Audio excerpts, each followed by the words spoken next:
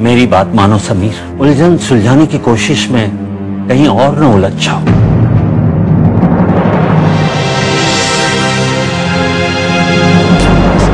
कहीं ऐसा तो नहीं कि समीर बगावत पे उतर आया है? और अगर ऐसा है तो मुझे अपने मकसद के लिए उसे इस्तेमाल करना चाहिए।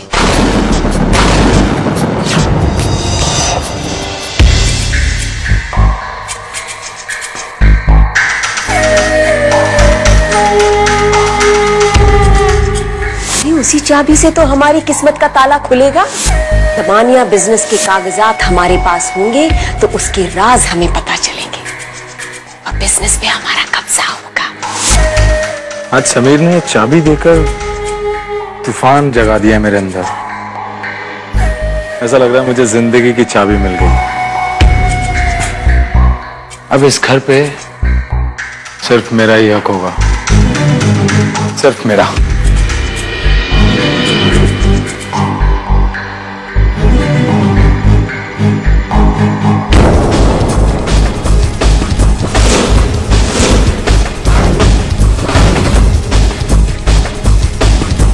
खाना खाया तुमने?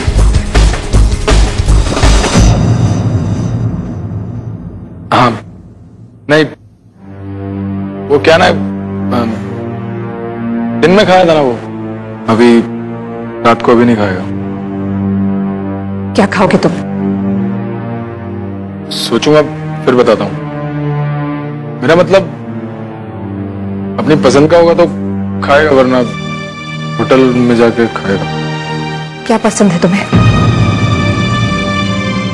क्या? कुछ भी जो मुझे अच्छा लगे।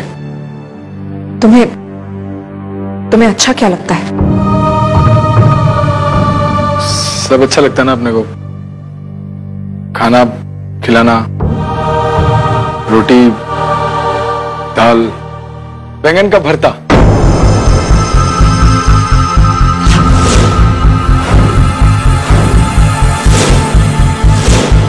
बैंगन का भरता और खिचड़ी बनाने को किसने कहा? जबकि इस घर में सब जानते हैं कि ये खाना समीर की पसंद का नहीं है। भरता नहीं, पुलाव।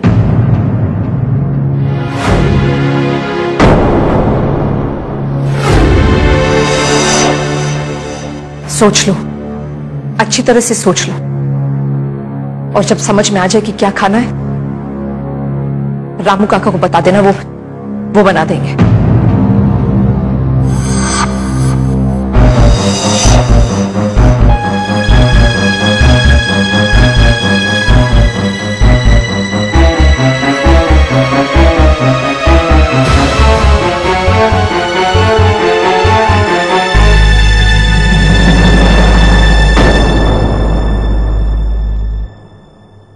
पता नहीं क्या हो जाता है, क्या हो जाता है इस औरत को देख के।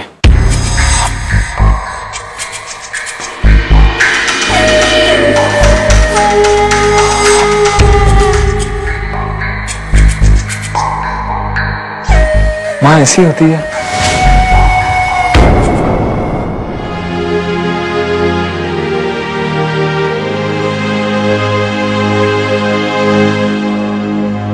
समीर, माँ,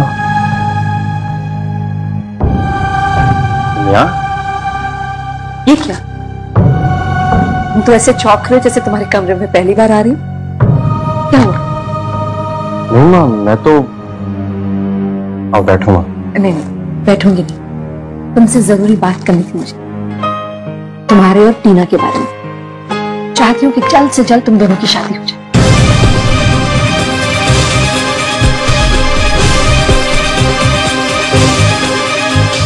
मैं समीर का कत्ल करने के लिए तैयार हूं।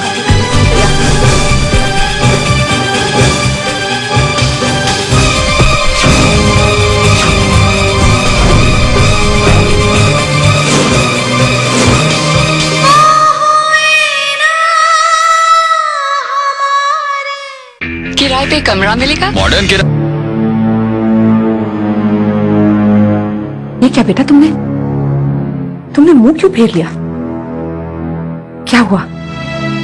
तुम्हारे मन में कुछ और है क्या? समीर, मैं तुमसे कुछ पूछ रही हूं बच्चे। तुम्ही ने मुझसे कहा था ना कि तुम टीना से प्यार करते हो, उससे शादी करना चाहते हो। तो अब क्या हुआ? तुमने अपना मुंह क्यों फेर लिया है समीर?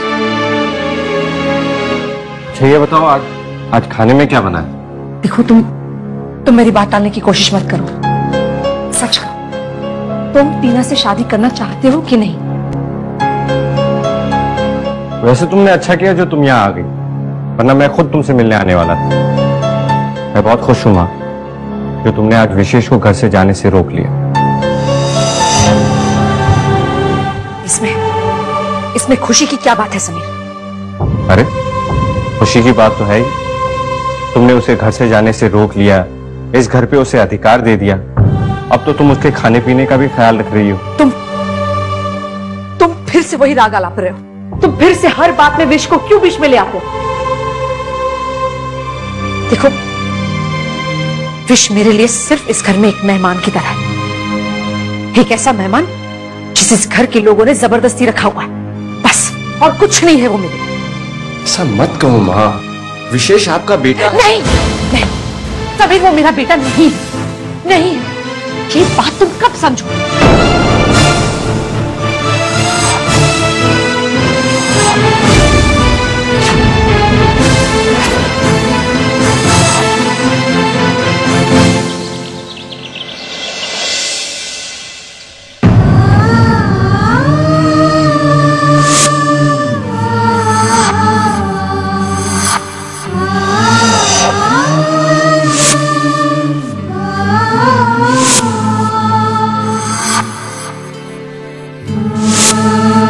किसने कहा कि तुम अकेली हो मां?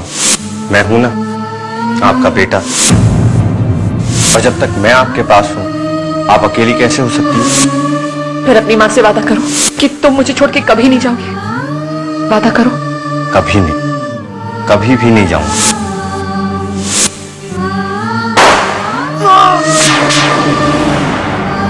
अगर तुम्हारी जान पर कोई आंच आए तो मैं अपने बारे में कैसे सोच सकता हूं? तुम जैसी मां के लिए मेरे जैसे 1000 बेटे कुर्बान। मैं दुआ करूंगा मां कि अगले जन्म में मैं तुम्हारी कोख से पैदा हूं।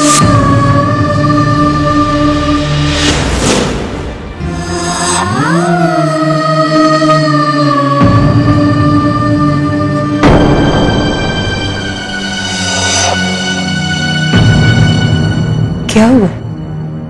कोई परेशानी? समीर को आ जाने दो, तब पता चल जाए।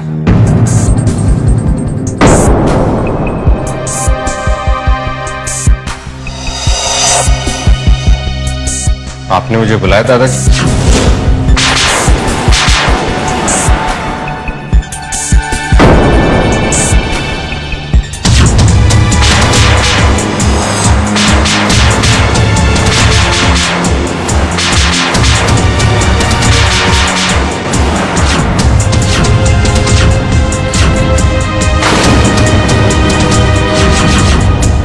तुम अर्जुन राय से मिले थे?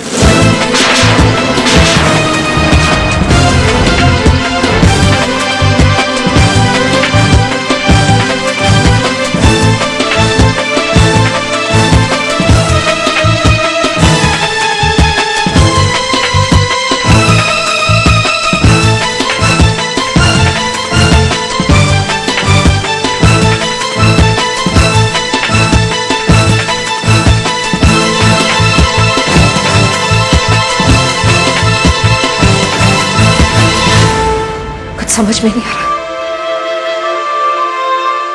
इसे क्या हो गया है बाबूजी। क्यों कर रहा है वो ऐसा? यकीन ही नहीं हो रहा कि ये वही लड़का है जो कभी मेरा प्यार पाने के लिए हर किसी से लड़ता, और आज वो हर कोशिश कर रहा है कि हम सब उससे दूर हो जाएं। कल रात वो मुझसे भी बात करने आया था। क्या बात करने आया था? अपने पिता अर्जुन राय के बारे में बहुत सारे सवाल कर रहा था।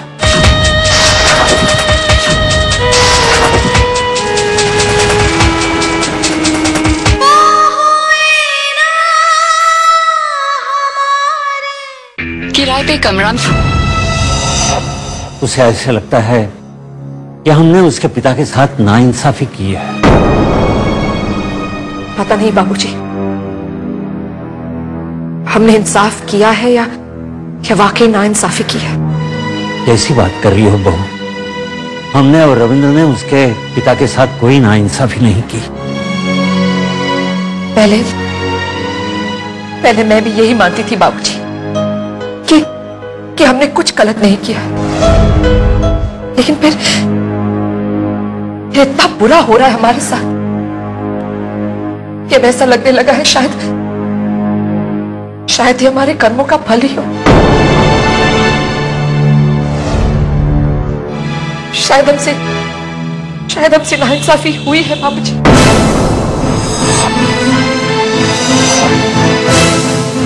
वो कहते हैं ना, इंसान को अपने कर्मों का फल यही भुगत के जाना होता है।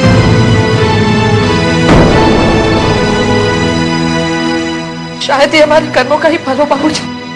हमने कोई पाप नहीं किया बहू। उसका पिता गुनहगार था और उसे उसकी सजा मिल गई। हो सकता है बाबूजी, लेकिन समीर के साथ तो नाइंसाफी हुई है ना बाबूजी। इतने साल हमने उसे उसके पिता से दूर रखा, लेकिन अब हमें एक फर्ज पूरा करना है बाबूजी। हमें समीर को उसके पिता से मिलाना होगा बाबूजी। क्या कहना चाह रही हो बहू? बाबूजी, मुझे समीर के पिता अर्जुन राय को इस घर में लाने की इजाजत दे दीजिए।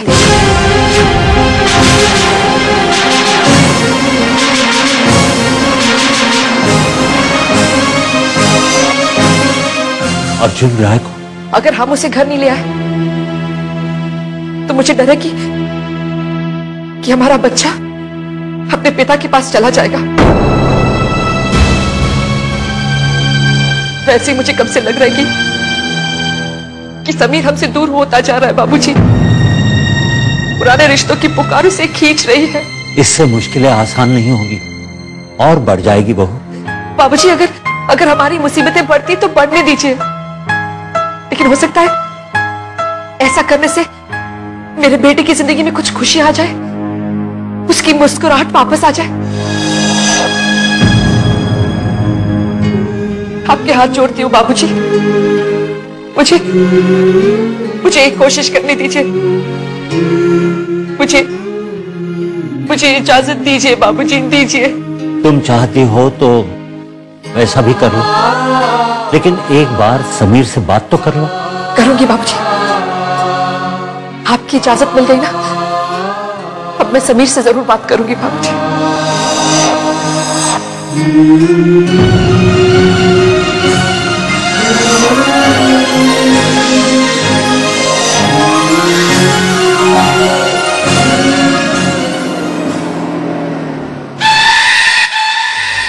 मेरे दिल में आग लगी है, मैं पागल हो जाऊंगी। शांत हो जाओ बहना, शांत हो जाओ। कहने में कोई टैक्स लगता है क्या? मेरा कोई भी काम सीधी तरह से होता ही नहीं है। मैं जो भी चाल चलती हूँ वो उल्टी पड़ जाती है। घबराओ मत, अब अभय दमानिया तुम्हारे साथ है। वो चाहे कुछ भी कर ले, मैं उस परिवार को नेस्तो नाबूद करके रहूंगा। मेरी एक बात समझ में नहीं आती, जिस इंसान को भैया ने बर्बाद कर दिया था, उसी अर्जुन राय को ये लोग अपने घर में क्यों बुला रहे हैं? मां का दिल, मां चीज ही ऐसी होती है बहना, अपने बच्चों की खुशी के लिए कुछ भी कर सकती है। दमयंती भाभी की ममता तो कुछ ज्यादा ही छलकती है। मेरी हर चाल को वो नाकाम कर देती है। अब उनका छोड़ो, ये सोचो कि तुम क्या चाहती हो। मैं तो बस उस जायदाद पर अपना कब्जा चाहती हूँ।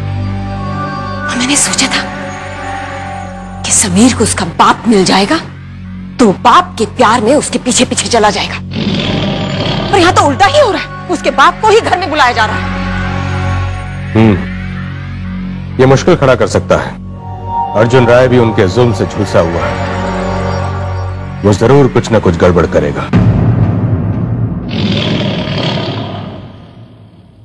बुढ़े को घर में आने तो दो, इसकी ऐसी हालत करूंगी कि 2 दिन में घर से भाग जाएगा। और आने के बाद अगर वो वापस गया तो समीर खुद ब खुद उसके पीछे भागेगा। समझो तुम्हारा काम हो गया।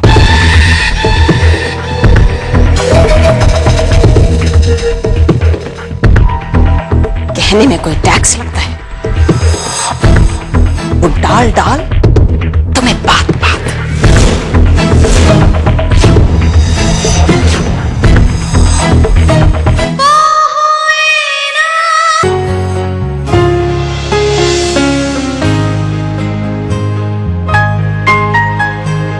आपने मुझे बुलाया?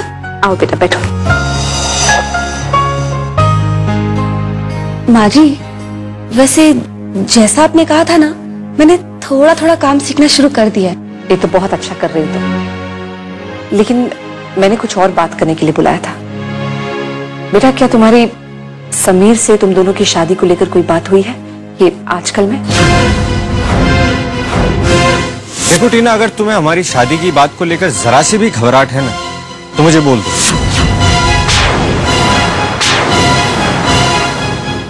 नहीं तो, लेकिन आप ये क्यों पूछ रही हैं? अब वो इसलिए बेटा कि कल रात बहू ने समीर के साथ शादी की बात की थी, लेकिन वो इस बात को लेके साफ साफ बचता रहा। पता नहीं क्यों, बहू कह रही है वो कुछ परेशान भी था। मैं जानता हूं तुम क्या सोच रही हो। तुम यही सोच रही हो ना कि मैं मरूंगा कैसे, लेकिन मैं इतनी आसानी से नहीं मरूंगा टीना, और अगर मरूंगा भी तो सिर्फ तुम्हारे हाथों से। क्या तुम दोनों के बीच सब ठीक है? कोई परेशानी तो नहीं ना? अब नहीं तो, ऐसी कोई बात नहीं है, सब ठीक है। ठीक है, तो फिर जाओ और अपने बुद्धू को समझाओ, उसको मनाओ कि वो जल्दी से शादी कर ले तुमसे।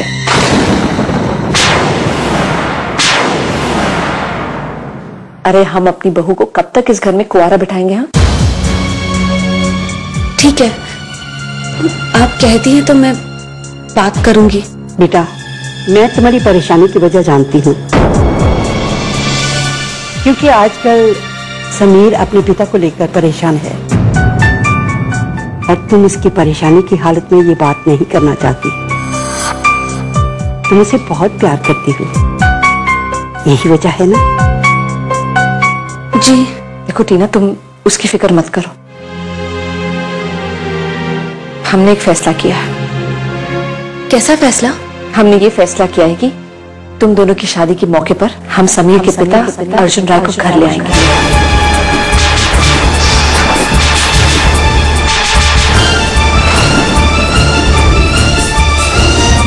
नहीं,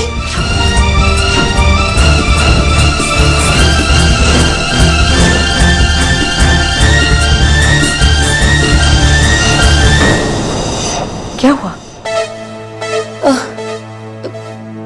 नहीं, वो मेरा मतलब था कि क्या समीर इस बात के लिए राजी होगा? उसे राजी करना तुम्हारा काम है बेटा, वो तुमसे बहुत प्यार करता है। अगर तुम समझाओगी ना तो वो जरूर मान जाएगा।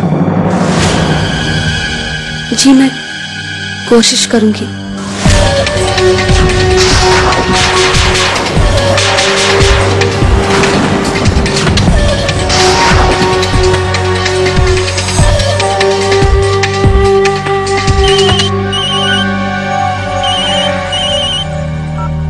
हेलो, तुम वहां खड़े खड़े हलो करते रहना, या घर में भूचाल आने वाला है।